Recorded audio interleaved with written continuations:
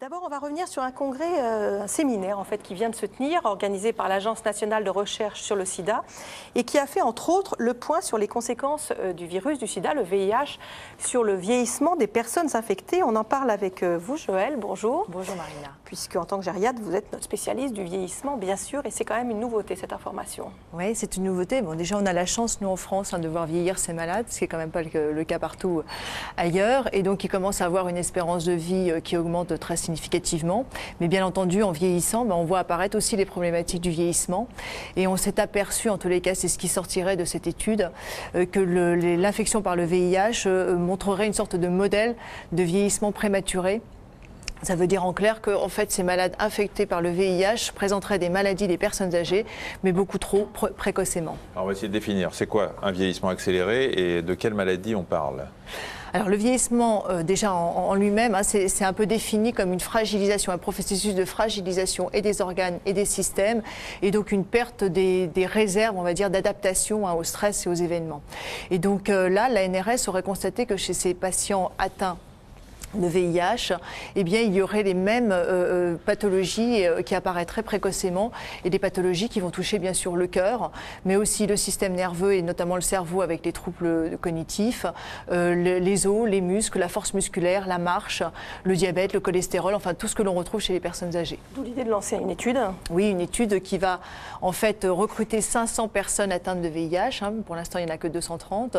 Et ces personnes-là vont être suivies pendant plusieurs années. Ça a déjà commencé en 2007, et on va leur faire subir des batteries de tests, aussi bien au niveau des fonctions intellectuelles qu'au niveau biologique, et on va voir un petit peu comment ce processus évolue. Alors, ce qui vient de se passer cette semaine, c'est qu'on a présenté donc les premiers résultats de l'étude sur les 230 personnes incluses dans l'étude. Voilà, donc c'est des résultats préliminaires. Les 500 seront recrutés d'ici la fin de l'année, et ces résultats vont concerner déjà une majorité d'hommes, c'est 78% d'hommes, sous traitement, et c'est important de le souligner, on le verra après. Et la moyenne d'âge de ces hommes est très jeune, c'est 46 ans. Alors les premiers résultats vont nous montrer des choses assez étonnantes. Déjà 34% de ce groupe d'hommes est déjà atteint de troubles cognitifs. On rappelle à 46 ans en moyenne. 46 ans de troubles cognitifs, c'est-à-dire de la mémoire, du jugement, du raisonnement. En gros, ce que l'on trouve dans ce qu'on appelait avant la sénilité et ce que l'on appelle aujourd'hui l'Alzheimer, alors que seulement 5% des plus de 65 ans présenteraient les mêmes troubles que ces hommes-là. C'est 24%, vous avez dit 34, mais c'est 24. Pardon, 24%, 34%, c'est pas pour, voilà, c'est pas pour les troubles cognitifs, c'est pour les troubles de la marche. Et donc 34% de ces hommes auraient déjà des troubles de la marche et de l'équilibre.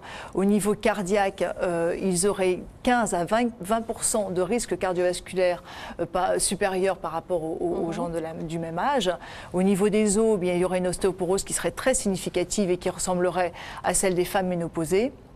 Et on constate aussi beaucoup plus de cancers chez ces personnes-là, comme chez le sujet âgé, puisque la fréquence augmente avec le vieillissement. Ce sont des résultats quand même qui sont très significatifs en termes de pourcentage. Alors c'est quoi? C'est le virus lui-même qui agit sur l'organisme ou les traitements? Parce qu'ils sont sous thérapie. Voilà, c'est pour ça que c'était important de le préciser tout à l'heure, c'est qu'on a des personnes qui sont infectées par le VIH, mais qui sont sous traitement antiviraux. Et c'est évidemment la combinaison des deux qui va provoquer ces dégradations au niveau du corps. Il ne faut pas oublier que parmi ces personnes, il y en a qui ont été traitées il y a très longtemps, c'est-à-dire au début, dans les balbutiements du traitement du sida, avec des traitements qui étaient d'une très grande violence pour l'organisme, et qu'ils ont cumulé donc cette toxicité au niveau de l'organisme, et que les résultats que l'on constate aujourd'hui sont les résultats à la fois des dégâts du virus sur le cœur, le cerveau, les os, etc.